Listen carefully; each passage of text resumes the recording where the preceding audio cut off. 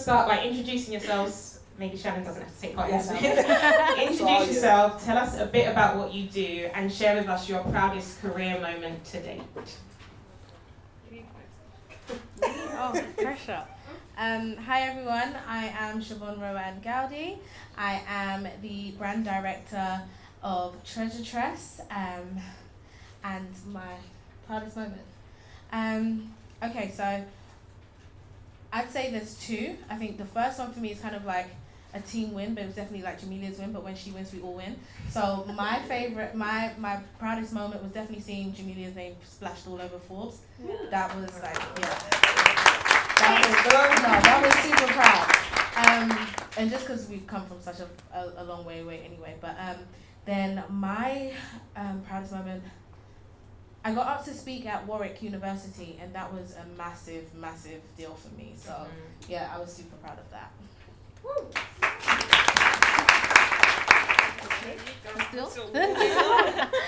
Hi everyone, my name is Frances. I work at BET as a marketing exec, and my proudest career moment today.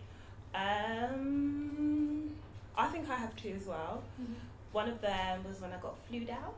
I got flued out to Rwanda to help teach young girls how to create a magazine. They take out a cohort of young women every year for this magazine called Nyaminga, I hope I pronounced that correctly. And I got to go there and help the young girls there, like basically teach them how to be journalists, which was really fun. And second proudest moment was working at Live magazine. I don't know if anyone knows about it, but the government took away the funding, so it no longer exists. But I was the editor of that magazine back in the day, and I went with a bunch of young people to the Guardian newspaper, and we created like a zine in one day. So yeah, it was really fun. I'm going to try. Hello.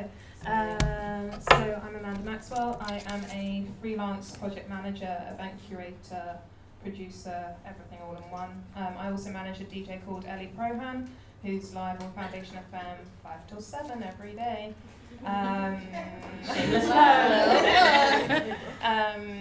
And what else do I do? I set up a freelance community for freelance women, and that's probably one of my proudest moments. I've spoken with Jamelia about that.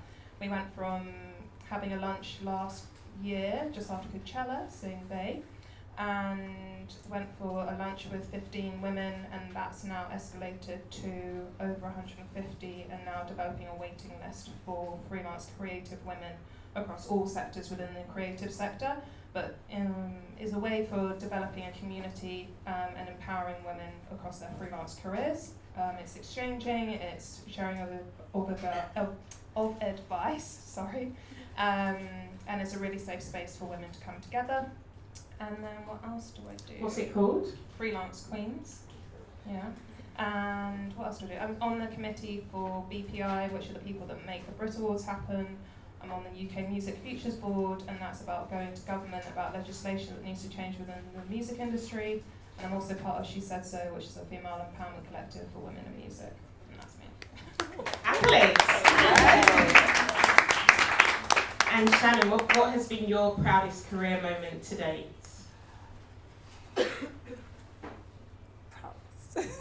So my proudest career moment would probably be when I was working at a publicity firm, actually.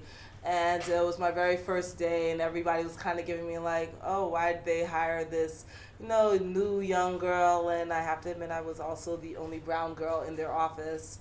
And so I was kind of getting side eyes all day. But I happened to land a really, really great, placement with like Fox Business that day, as well as with Vibe magazine. And so, I got to walk out of there head held really, really high. So that was pretty awesome. There's like walking on cloud 9. I'm sure there's a couple other amazing ones. To be honest, this trip, this partnership, putting together the first of its kind, especially for this brand, is definitely kind of like high up there for me too. So yeah. I'm pleased to hear that. So I've got some questions, but I definitely want this more to be a free-flowing conversation, so feel free to chime in whenever. First up, Shiv, this is directed at you, but anyone can answer. So when did you realise that you personally were an intrapreneur? I think for me, I've always been in sales. And so when you work in sales, a lot of the time you're working for commission, and so a lot of what you do becomes independent. And so I think my first serious sales job was probably when I realized that I was an intrapreneur, and I had to kind of use my entrepreneurial spirit, if you like, to really get the job done within an organization. I think for me, just managing myself and managing my time, and as well as obviously hitting the KPIs and the targets that were set in the most creative way that I knew possible. And that's for me when I realized that I was an intrapreneur. How about the rest of you guys? I'm trying to work out when the moment was. I think probably the moment came when I again, kind of empowered myself to be my own boss. I kind of worked for a company for a long period of time and then got let go in a very, it was kind of like going out with somebody for like 4 years and then getting dumped by text message and thinking that was okay. And kind of worked with them for that period of time, and found that it was really difficult, and it kind of left me in a very vulnerable position. And so I decided that I would take maybe a month off. I actually got flown out to Australia to go and deliver a keynote speech, and found that very overwhelming in that whole headspace. But kind of came back with like a new, fresh set of eyes on me and my career and what I wanted to be doing. So then in January, then just started embarking on speaking with people and like networking and building through that community, and then kind of everything's just slot into place. And I think from there, just kind of realised that that was really special. And also I think the moment came when we did our first birthday last week with freelance Qweens, and having seen the amount of women that came through, we had about 70 women eating at Nando's, lots of chicken, lots of Prosecco, which was great. But it was really nice to see all of those women kind of come together, and it just similarly the way that you guys all interacted with the bingo, it was really incredible to see that all come together. And I think maybe that was my moment where I was like, oh cool, like I'm kind of like building up from there. And Shanon, do you feel like you made a conscious decision to no longer simply be an employee and instead become an intrapreneur? I think that you have to, there's a point where you say, you know what, I'm going to level up. I'm going to, make this my own. I'm going to own this. I'm going to be a boss. And if you don't say it out loud, you're saying it in your head. It's something that you absolutely have to say to yourself every day, because it's an active decision that you are making to be a boss. And the world will challenge you, people will challenge you, your personal life will challenge you. And so I think it is it's a real conscious decision that you have to make repeatedly. So yes. Yeah, I completely agree with you. I feel like it's something that is in everyone though, but it is a conscious decision you also have to make. Do you feel like the way that we work now, considering that it's changed so much from previous years, that individuals have no choice but to make a name for themselves within organisations and hope that that name provides them with opportunities beyond and above the organisation as well? Personally, and I guess anybody who follows me on social media after this event will see that I have not tried to make a name for myself necessarily. I don't post to social media very much. I like to live out loud. I'm not trying to be in my phone all day, even though I am, and it really is more so for work purposes. It's not so much about making a name for yourself, but that also will depend on your industry. Because if you are going to be an entrepreneur, then you need that social media support. You need that social media backing in order to build a brand, to speak to your consumer, to your target audience, to get your message out there. As an intrapreneur, I have the luxury of allowing other people within my network shine. I have an amazing assistant who I know that, after spending a couple days together, you guys know that she is seriously my echo, and she can do anything for me. I have, again, the luxury of partnering with incredible people like you and Tahira, who can go ahead and, sing the praises of my brand, of my work on my behalf, because you guys have the network and the platform to do it. So it's not necessarily putting myself on Front Street to say that I have to be the one in front of the cameras. And Jamelia knows this, I'm extremely camera shy, so the fact that I force her to do this today. It took a lot to get me here. But, I'm here because I want to be, because I feel like you guys will have amazing questions, and if hopefully we'll say everything that you guys want to hear. But if not, ask the questions, ask us the hard questions. That's what we're here for. But yeah, I don't feel like it necessarily has to come from me as an entrepreneur. I feel like, again, we have the power in us to spread the love. That's just my take. I think that I definitely ring true with everything that you just said, and I also don't have social media, so when Christelle was like, can you share across, I was like, I don't really have anything to do that on, I'm really sorry. But again, it's exactly what you're saying, and it's kind of building upon that, like the community sense and seeing everybody shine from that. And what I realised, say in a world where we live, where we're really reliant upon social media, our whole network is actually, you can't see us on Instagram, you can't find us on Facebook, it's just a WhatsApp group, and it goes absolutely mental every single day, and it would do with like 150 people like exchanging with one another. But I feel like, again, harping back to last week, there was something really special in that, with the fact that you didn't have to have all of that, and you could just bring like a group, and really diverse group of people. Like, I mean, by the end of the evening, I had one person go, I just met the seamstress for Prince, and I was like, what? I didn't even realise I had the seamstress for Prince in this group. And like all these like different pockets of people, and incredible people. But so I do feel like there's the power without necessarily needing to have the social media, and it relies on that sense of community. For me personally, I think it's just nice to be able to I'm a great believer in just doing the work, and then the shine will happen if it's supposed to. Yeah. And so I think what I love about TreasureTress is that we do the work, and then each of us get our individual shines appropriately. And I think it's great that Jamelia is the face of the brand as the entrepreneur who started it. And I'm quite happy, and I'm a big believer in playing your role.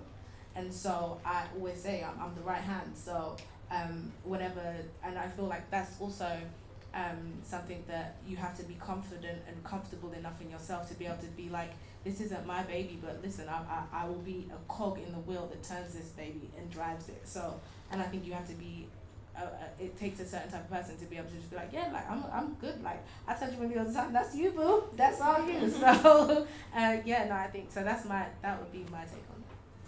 Cool. So this next question is for you, Francie. But I feel like you all spoke.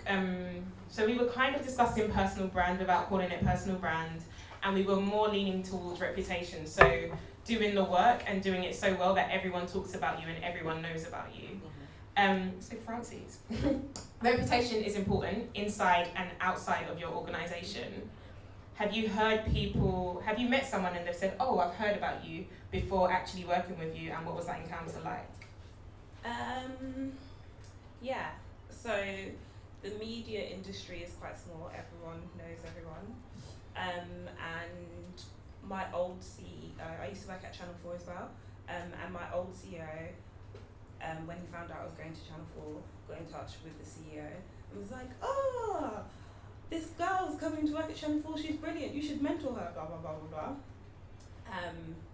So he said.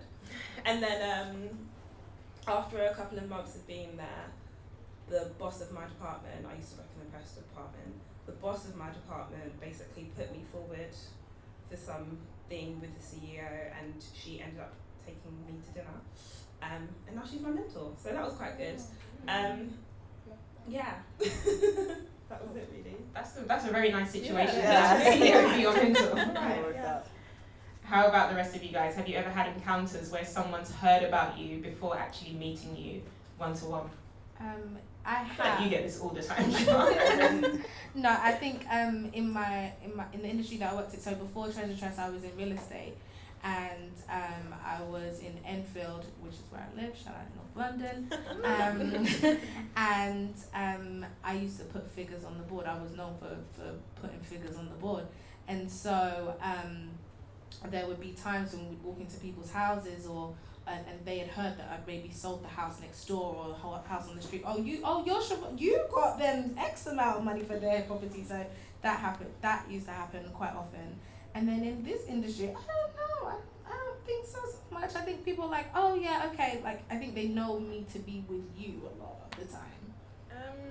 No, I would differ. So I've kind of been following what you guys have been saying, but I kind of disagree. I feel like as an intrapreneur, you do have a responsibility to build a personal brand, which I think all of you have definitely done, hence why you're sitting here. And I think maybe it's not been intentional, but I feel like you have gone out of your way to overperform in every aspect and be so excellent that no one can ignore you. So I think for that reason, people have heard about you, especially you, Shanon. Like people have heard about you based on how hard you work and how thorough you are with your work. And so you have created a personal brand, in my personal opinion. I'll take it. Anyone else got any experiences about meeting someone and they say, oh, I've heard about you before? Absolutely. I have to say it's happened on numerous occasions, at events, and because again, that's what I used to do. So, throwing a lot of events, and you walk into a room and you just like, everybody kind of like seems to know you. Funny story actually was, so getting hired for this job, my first day of work was actually at a convention in Las Vegas, Cosmoprof. And so they have their yearly company-wide meeting there. And, my boss is going in there and she's walking in and ready to introduce me to the entire team. And I walk into the room and it seems like I probably know about 80% of the people in there. And they're like, Shanon, what are you doing here? Like, hey, what's going on? And so I guess that's not exactly them, meeting me for the first time. But, my boss is like, she really looks at me, is like, oh, so I don't really need to introduce you at all because you seem to know more people than I do. And I'm like, yeah, I guess, So it's kind of nice when, I guess, your reputation speaks for you because you're good at what you do. And I'm thinking that should happen to every one of you every once in a while. So, yay. So I think some of the qualities of intrapreneurs are definitely that they're proactive and self-starting. Something that I've also noticed is that when you start performing your natural talents, you completely excel in your role. So if you're naturally good at something and you enter that field and you make it your career, then you're naturally very, very good at it. What are some natural talents that you guys have that have definitely been the deciding factor between a mediocre employee and you as an intrapreneur?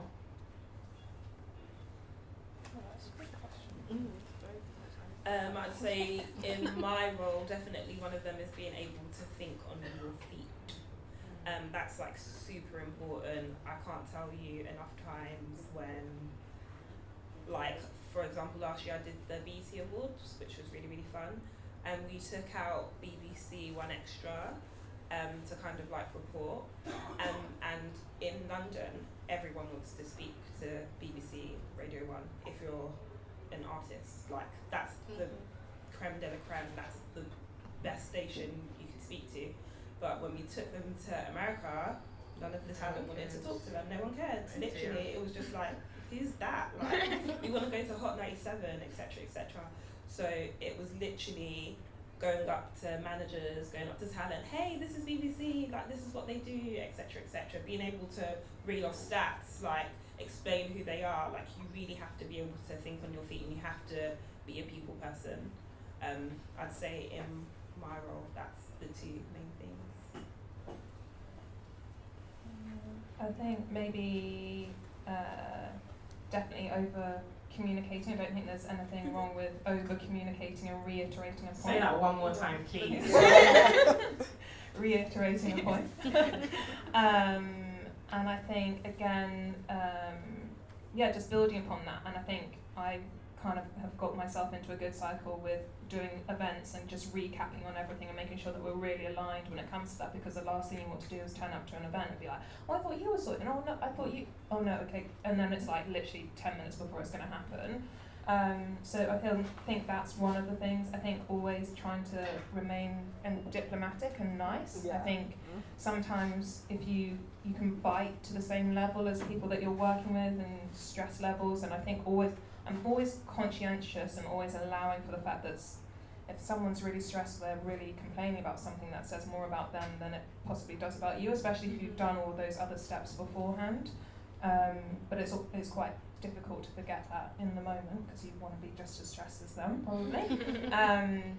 But always to try and be diplomatic, and I call it a shit sandwich as well. So you kind of start with a good point, go in with the negative point, and then resurface with a positive way to leave the conversation. And I think that kind of always helps with that, and obviously try and coin it in the best way possible, so you're not going to aggravate someone.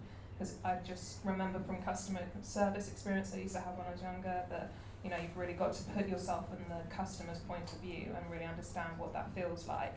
And regardless of whether you agree with them or not, that customer is kind of always right. So it's just finding a middle ground. I think that's really important as well. That was really the foundation for me, I worked in so much retail when I was younger, and that was really the foundation for me in everything that I'm doing now. And I just feel like customer service is not the same these days.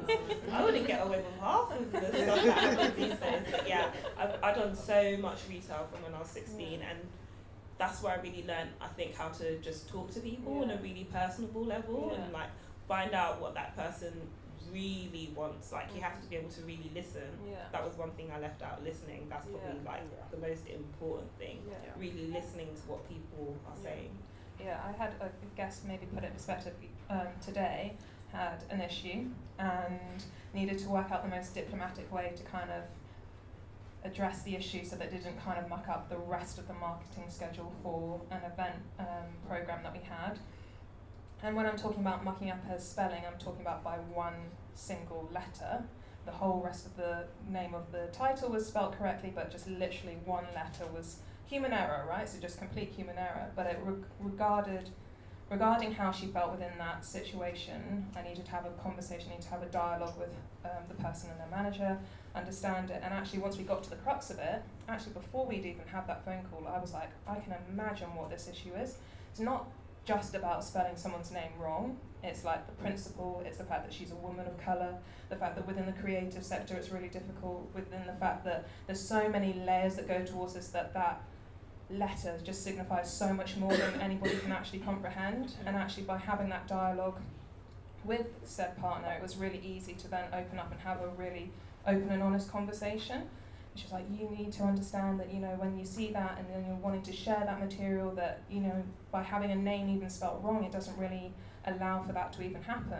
And coming from a different country and da-da-da, and I was like, I get it. We changed our whole family name because people couldn't spell our, original Nigerian name properly. Do you know what I mean? So, them reaching each other on a certain level, it then created this, even playing field to just really move past it. And I was like, just tell me what you need, because I really want to make this happen. And I feel like if we can understand each other and understand from each perspective why we want to work with you and vice versa, then we can find a resolution to it. And by doing that literally diffused the whole thing. So I'm just grateful to kind of follow that approach rather than being like, you what do you say? So it's kind of like meeting people where they are, but being very solution oriented. Yeah. So don't come with a problem. Do not come with a problem without the solution. Yeah, I hate that. I'm like, okay, great, we all are very much aware of what the problem is, but then always how are we going to fix it? Yeah. I remember being on one of my first internships in New York, and it was literally me and the owner of the PR firm. And anytime I would say anything to him, he would be like, Jamelia, no bad news. And I'd be like, rah, I'm trying to tell you what's going wrong, I need some advice. He'd be like, no bad news, I don't want to hear it. And I was like, oh, that's really harsh. But now I hear myself saying, please just find the solution and tell me what the solution is. Yeah. But it's the same thing. I'm saying, don't tell me the problem, tell me the solution. And then maybe later you can tell me what the problem was, but I want to know how you fixed it. And I feel like that's the mindset of an intrapreneur, someone that's that's a natural problem solver and solution oriented, whereby okay, this is the problem, I'm going to fix it, and then I'll go back and tell you how I fixed it, just so that you get the recognition that you deserve. Anything else you guys want to add as far as your natural gifts and talents and the way that it's really helped you level up in your career? I'm a people person. I love speaking to people. I love meeting new people and just finding out everybody's got a story. And I think it's really nice to just give people the time and be kind. And that's something I learned years ago, where you just never know who you might meet. You never know who you are talking to. You never know who they might become as well. You never know who they might become. And so I just always say make time for that, even if it's 5 seconds or if it's 5 minutes. I'm talkative, so I will speak to everybody and I want to know your business too. But not in a way, like, I find people very interesting, and I think that has really been something that's definitely helped me in my role now, because I was walking into an industry where I knew nobody and nobody knew me. And so because of that, I really took my time to get to know people and study and find out what they were interested in. And people who will buy into you, or people love talking about themselves. Oh, they love it. People love talking about themselves. If you ask somebody, like, how are you? Really ask them, and they will tell you. And I think that's been so key to now when I'm speaking to people and I'm asking and I'm sending emails. It's really hard not to reply to me, because I've taken that 5 minutes. So I think that's been key. But yeah, just really opening up to people and just meeting people where you are as well as where they are, and just being open and honest and genuine. Have you guys ever felt conflicted about being so entrepreneurial in your spirit, and also conscious of the fact that you are a black woman in these spaces? Have you always felt like you can show up as your whole self? Or have you ever felt like, do you know what, I'm going to leave that bit of me at home and I'm just going to bring this with me today? Shannon's ready. No. I feel like when you join anybody's fold, anybody's company, the fact that, again, I'm working for a company, they brought me in there knowing who they hired. So, you know what, you have to take all of it. And it's not like it's the good with the bad, but for example, when I joined the company, you know, they gave me an office and I'm sitting there and it's really, really quiet everywhere. And I, who have always worked at home in my living room, you know, I'm so used to my music playing. So I fire up the laptop and of course I have my little travel stereo and, you know, I'm like, so I start playing some tunes. And everybody just keeps walking by the office like, so this is where the party's at. And I'm like, no, doesn't mean you have to stop by. You don't have to stop and talk to me. Like, I am working, I swear, but this is just the environment that I need in order to kind of, you know, do what you hired me to do. So, so again, it's not like the good with the bad, but it's bringing 100% of myself to, you know, to the job in order to get the job done, because you hired 100% of me. So I'm going to give it to you. I stand for that. I think for me, especially, like, Jamelia knows me, she knows who she hired. But even still, I think when you do the work, and you do the work, Shannon, you do the work. When you do the work, you can be who you are, because nobody can turn around and be like, oh, well, you know, well, Siobhan was, you know, twerking at 9 p.m. after the party was after the panel, but, you know, she didn't drop not one gem. Like, that will never happen. And so I feel like when you are just good and you know that you're good and you do what you're supposed to, then you should be able to show up as your full self, because that is also who you are. I can safely say that the full team show up as themselves. Leah and Chriselle consistently have their bonnet on in the office. Yes. So we have no trouble with that. Two things, I guess. For the most part, yes. Most of the places I have been lucky enough to bring my whole self to work, and not everyone is. I remember when I was working at a certain organisation.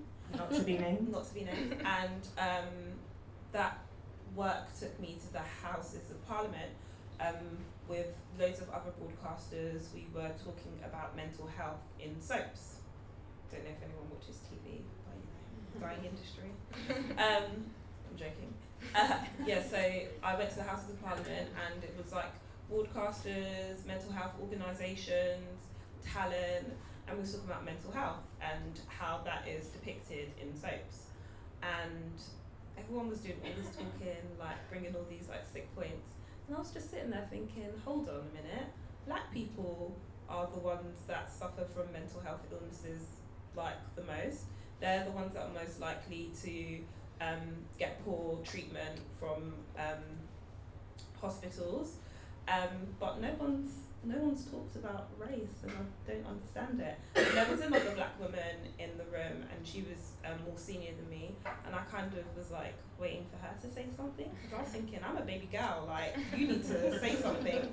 And then it got to the point where they was like, oh, okay, any more questions? And I was just thinking, should I say something? So I did say something, and it was like really nerve-wracking, because it was like my first week at the organisation, and I just like got taken along because there was nothing really much to do in my first week. And I did say something, and after, so many people came up to me and were like, oh, we never knew that, like that is so shocking, etc., etc. And since then, that soap has actually put black people, like had a storyline with black people with mental health issues. So it was definitely worth speaking up, but sometimes you just kind of feel like scared, I guess, like just like, oh, like I don't want to be that person. But if you're in that position, it's almost like you do have to be that person. Representation is really important, I think. I've seen like a lot of people talking about Love Island at the moment, and like, oh, like representation, like you guys always fighting for representation, but it's not that deep. But it really is, to me anyways. Yeah, because if a little black girl did want to go on Love Island, because not all black people are the same, guys. If a little black girl did go on Love Island, and I'm really glad Samira did go on Love Island last year, because she wasn't the stereotypical black person. Someone knows it's possible because it's been done, and how are you going to know it's possible if it hasn't been done? But yeah, I'm going off track. So. Yeah, that was a word. Maybe from my perspective, I guess in terms of privilege, possibly in terms of being mixed race, that sometimes I have definitely gone into spaces that are possibly whiter. I know that one of my first jobs when I moved to London 7 years ago now, I was speaking to somebody over the phone. I have a very well-spoken, as I've been pointed out, accent, and I can remember having a back and forth with, I think it was the Queen's cousin or something crazy like that. Basically, she was going to come to an event, she was going to speak at an event and was going to come and meet us, and I went to go and find her at the event, got introduced to her. She turned around and was like, oh my gosh,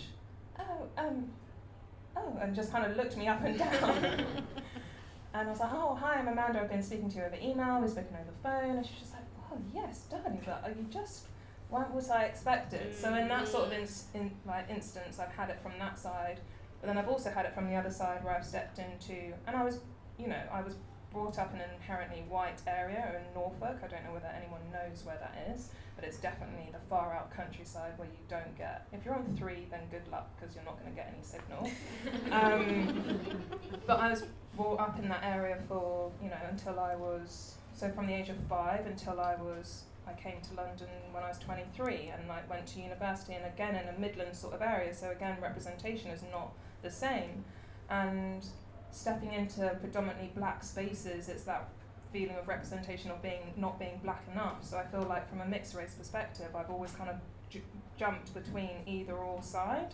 And actually, since I've kind of gone and embarked on this career on my own, which has been very short, so since January I've been freelance, but within that space, I feel like by empowering myself within everything that we're talking about now, I've kind of removed that, and I'm just able just to be, because I just am on the basis of my experience, my representation, my relationships, my community, my way of wanting to work, and that's kind of gone away.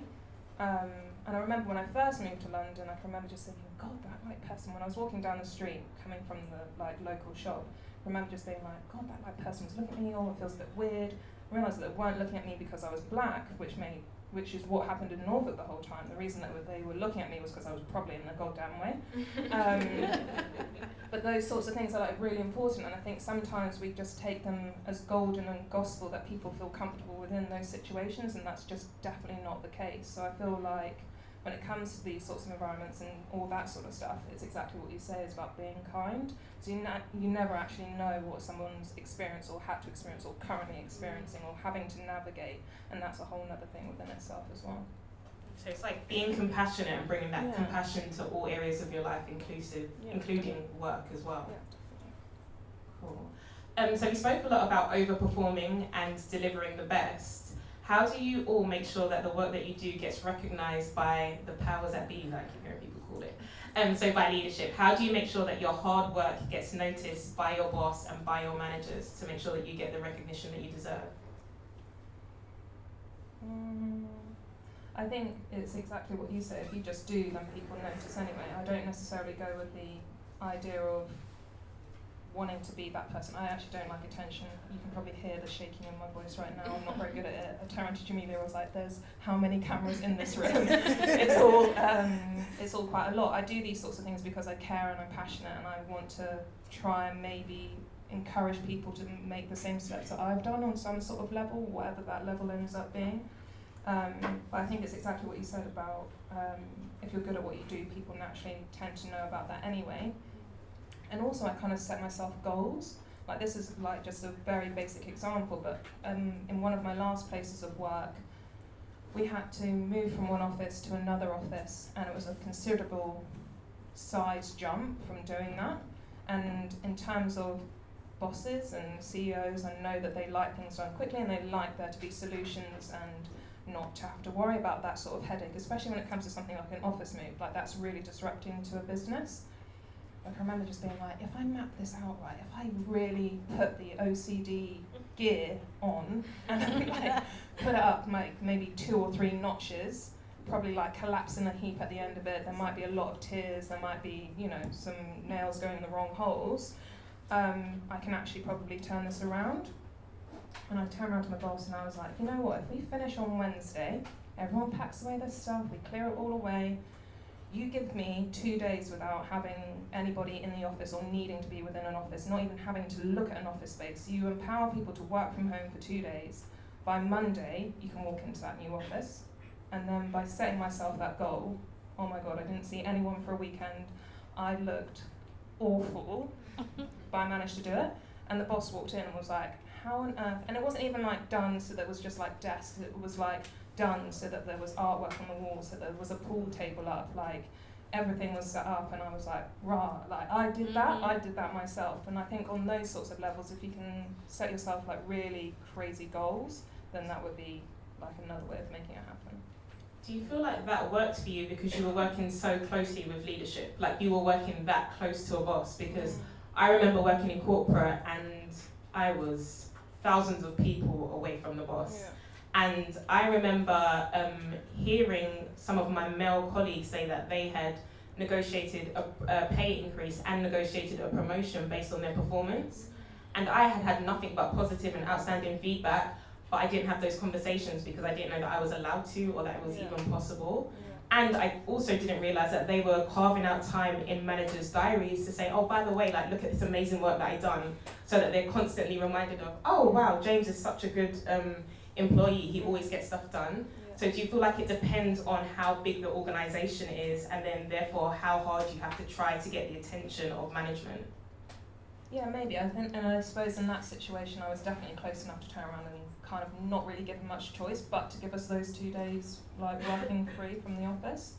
I guess in that sort of respect is kind of like, I mean, how do you go about an appraisal process, or how do you like put those sorts of parameters in, or how do you give, I mean, goals, targets, whatever you, aspirations, whatever you want to call them, how do you kind of incorporate those? How do you maybe, I mean, I was speaking to somebody the other day and they were like, how do you navigate, how do you know about all of these events that happen? How do you know how to like program what you program and all these sorts of things? And I was like, I kind of selfishly program what I'm kind of interested in, what's kind of topical, what's going on in the world. Like, it kind of makes a lot of sense around those sorts of things. And actually, if you don't see something that's creating space for you, then you need to create that space yourself. So I didn't see anything like Freelance Queens kind of happening, and I wanted that space for myself to be able to kind of feel like I had a sense of community. And I suppose maybe if there's something in the way of navigating within work that's kind of similar in that sort of respect, like if there isn't a group, or if you feel like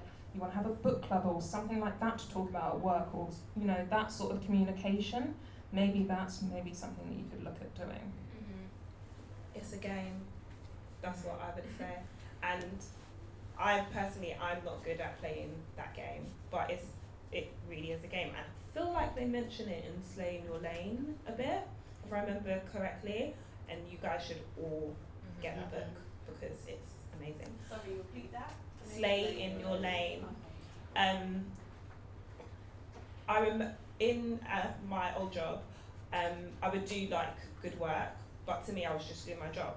And my manager would be like, "Oh, that's so sick. You should make sure you copy so and so in next time. You should make sure you let so and so like know that you did this." But I was just like, why would I do that? That's so weird. Like I'm literally just doing my job. Like we're not gonna clap for a fish for swimming. So why are we gonna like why would you do that? It just didn't make sense to me. But there are really people out here like getting pats on the back for every little tiny thing that they do, and that's just not something that I was personally comfortable with, but I have seen it work for a lot of people. So it's a game that you've got to learn to play sometimes, I would say, but it just depends on who you are and if you can do that. I prefer to let my work speak for itself, and if that takes me longer to get to where I need to go, then so be it. That's just what I'm comfortable with, and that's what my style is.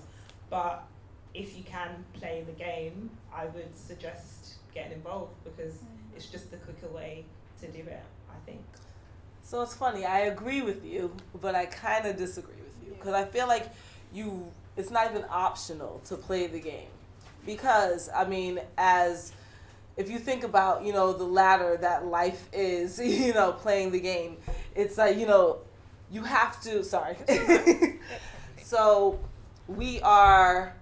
we're all on the level, and then, you know, we're black, we're women, you know, you're born in whatever, you know, socioeconomic status, and it just kind of like, you know, life sets us up a couple rungs behind on the ladder. And that's not to say that we cannot elevate, we can't level up, we can't make our own, but it is the reality of the situation. And I think that, you know, we have to, I mean, for ourselves, it is our job to not only, you know, put our best foot forward, but, you know, like they said, you know, I can't remember does anybody know the percentage right now? So men versus women, we're getting 0.7, if they're getting $1, we're getting 70 cents. Is that what it is right now? It's something like that. So for what men are earning. And, you know, so we have to work that much harder to be seen, to be heard. And so when I learned early on in life from a mentor, from my mother, from a friend, from whoever, that when I do my resume, I can't just say, well, you gotta hire me because I'm smart and I'm pretty and I will do anything you ask me to do. No, it's like I'm smart. And at the last job, I increased their sales by 200%. Like, you have to be able to quantify your value, what you're really going to bring to the table, because, you know, that's what your competitors are doing without having to do it. They are on the golf course. They are, you know, they have a seat at the table. They're just there. They're in the men's fitting room. And so you kind of have to be able to, you know, again, I guess make a lane for yourself, but, you know, you need to put yourself out there. So I say work as many angles as you can, and it seems like, you know, you really wish you didn't have to, but you have to. It's our burden, but, you know, do it and get it done because, you know, you're better than them. Like, you're better than most of your competitors. And the idea is nobody will know it unless you scream it. So I agree with you, but I just feel like it's not a choice. It's not an option because it's who we are, and it's just something that's ingrained in us, and you just have to learn to flaunt it and shout it. That's my opinion. Sorry. Okay, my next question is pretty much for all of you. So, how do you guys walk the fine line of evoking change in an organization versus realizing that you're just in the wrong place? Like, have you ever been in a job where you're like, do you know what, I've got some really good ideas to transform this place, but I'm in the wrong place, versus I've got some good ideas and I'm going to change this whole thing up? Oh, 100%. I just left. But I was fortunate enough to be able to do that. Like, I got to a point where I had lost my why. Like, I was in real estate for 5 years, 2.5 years in. I felt like I had hit all the accolades, I'd won awards, I'd made money, and I was doing really well for myself. But then there was just this point where it was just like, why am I even doing this anymore? I am so unhappy. And it was like, it didn't matter what I accomplished within that organization. It didn't mean anything. It wasn't, I'd lost the why, like the reason. It just got harder and harder to get up in the morning. I was just like, oh, this is not supposed to be it. Versus now where I work for TreasureTress and I'm like, ping up, like, so yeah, it's just about knowing, picking your battles, you know. Am I gonna fight with this company that doesn't really want me here, and I'm shaking things up, but they're like resistance because it shakes up everything that they stand for and everything that their core values are. You know, you've got this little black girl in this white area killing sales, and it's just like, oh, like she's winning awards and like we're going to fancy dinners and she's sitting with the board and it's crazy.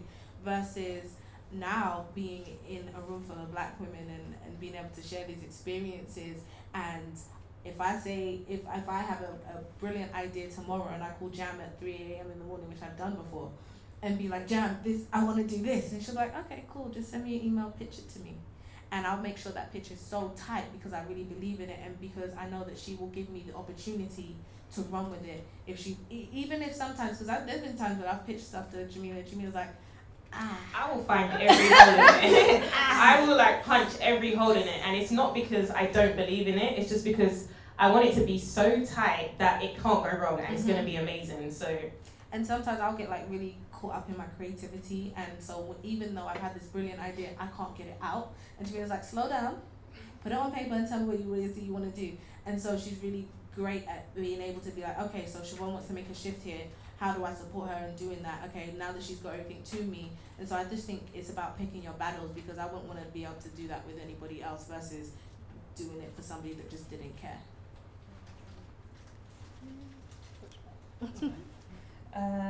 So I think it starts with kind of what you said as well, though, where I was kind of in a place, definitely made changes and shook it up in various different ways and added a lot of value to the place, but then equally at the same time were resistant of it.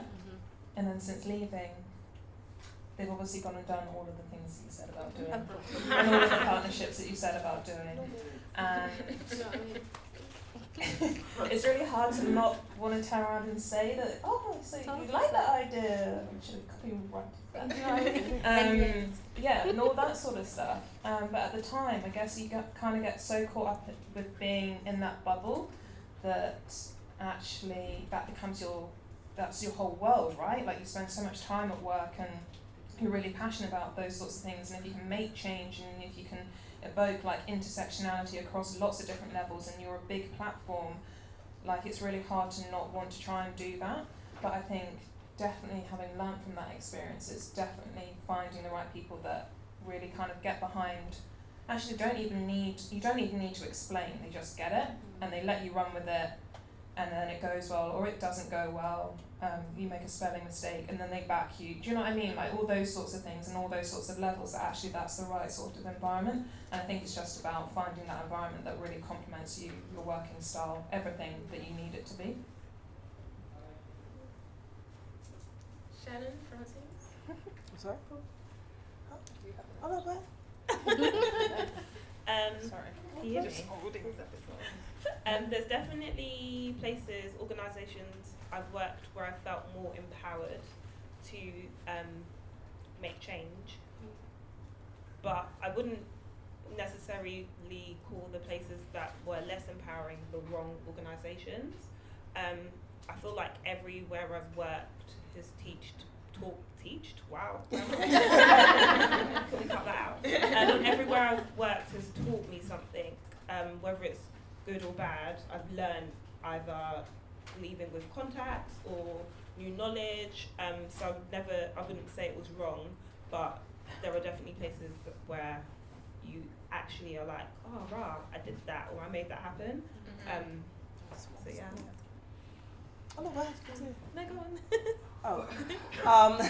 Well, I agree with all of you ladies. And I just wanted to add that there are two things. So one is protect your energy. And I know it sounds very zen, but the stress is real, you know, and the amount of energy that you put out there and into other people really is a factor. It really does matter. So make sure before you make a decision to, you know, all right, it's like, make sure they're worth it, basically. Make sure that whatever organization that you are trying to grow and impress upon, that, you know, that they are worth what you are. They are worth the time that you're going to put in, the work that you'll do when you go home, the extra time that you stay late, you know, typing that extra document, sending those extra emails, you know, make sure that that organization is absolutely worth your energy. And then the other thing that I wanted to mention, I guess, is a little more on the board, on the level, but intellectual property. So it's a real thing. Just know that once you share an idea and you say it out loud to anyone at a company, it belongs to them. So once your amazing idea, your amazing cupcake recipe, your new idea for a new product launch, once you say it out loud, it is theirs and they can run with it without you. So keep that in mind. So I just want to throw that in the mix.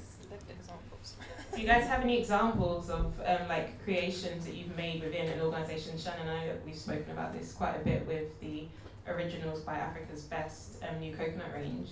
But how about the rest of you? Has there been anything that you can think of distinctively where you've been like, oh, I had this idea, I pitched it, they picked it up and it really worked? When I worked at Liberty, which is an agency that ran Live Magazine, this was like way back in the day, when Snapchat was like really popping. And I remember saying, we should be using Snapchat in a campaign because all of the young people are using it and it's sick. And yeah, that was a really long time ago. And they did, and they won a pitch with it for Channel 4, and it went on to win an award. So yeah, wow. That was good. Nice. That was all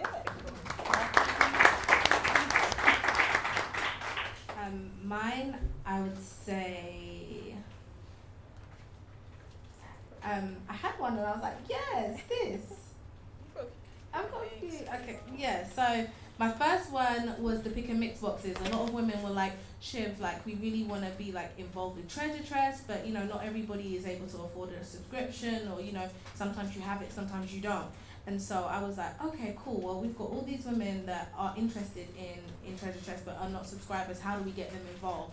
And so I wanted to keep the same kind of excitement of not knowing what's in the box for the ladies, but how they could just purchase a one-off. So I came up with the pick and mix boxes, and they did really, really well. So they'll probably come back over Christmas if you want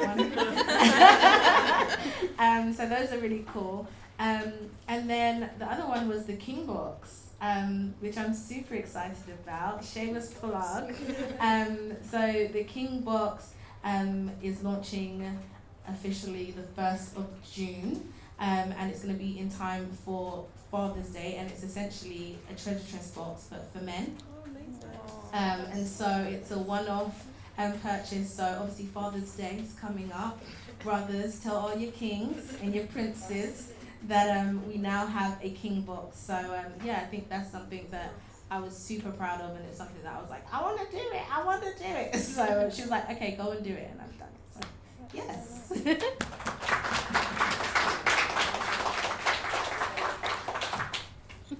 I think one of the companies that I worked for was Boiler Room, which is an online music platform.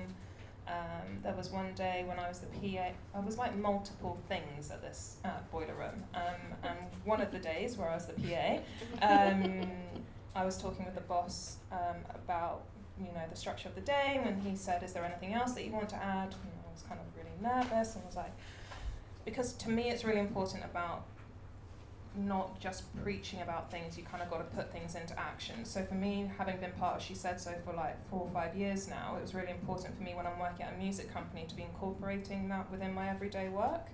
And so at the time, we'd kind of had a conversation with a media outlet around women in music, and obviously that being a minority and something that everybody kind of needs to champion in their own way.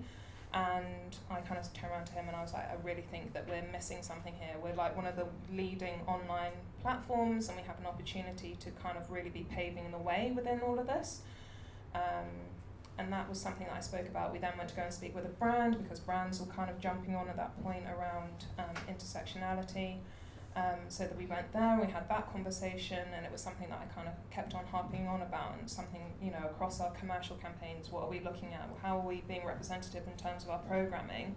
And then maybe fast forward 2.5 years, I then managed to progress from office manager, PA, HR, accountant, to then being just the project manager and leading in terms of our open dance floors programming.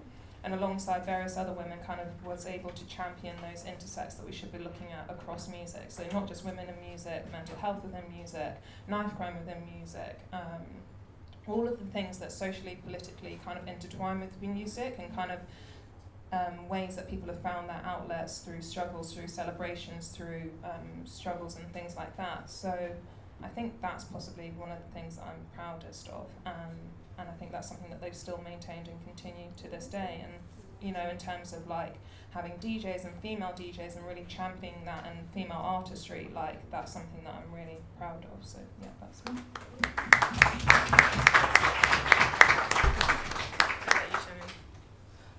Oh, I thought okay, well, I think that, I actually have something new for you, if I'm allowed to share. Yes. Go ahead. So hang on to that for me. Oh my God. Am I allowed to move? Yes. Nothing else can fit in this dress, by the way. Wait, this is it. So I brought for you today.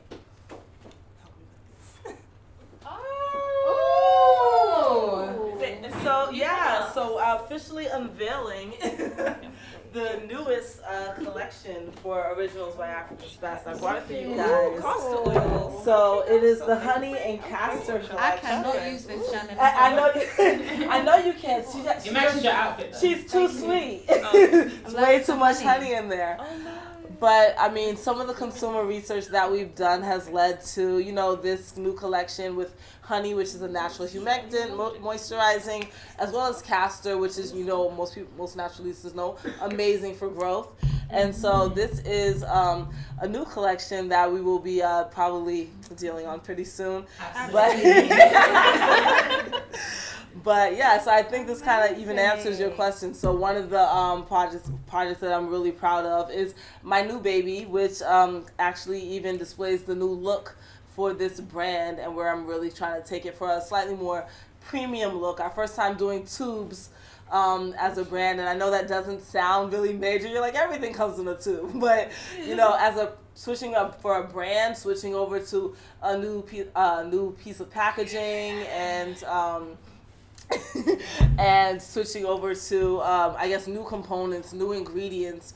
This is really me trying to refresh, the brand, and, wake up the, the staff that's currently in place over there, because get them moving and shaking, and, obviously more so in touch with what the consumers want. I'm listening to you guys, and then I get to take it back to my bosses and say, hey guys, this is what we need to do. So I'm really, really happy that, so the coconut cream collection is out there, and now honey and castor is going to be on shelves pretty soon. So, yay.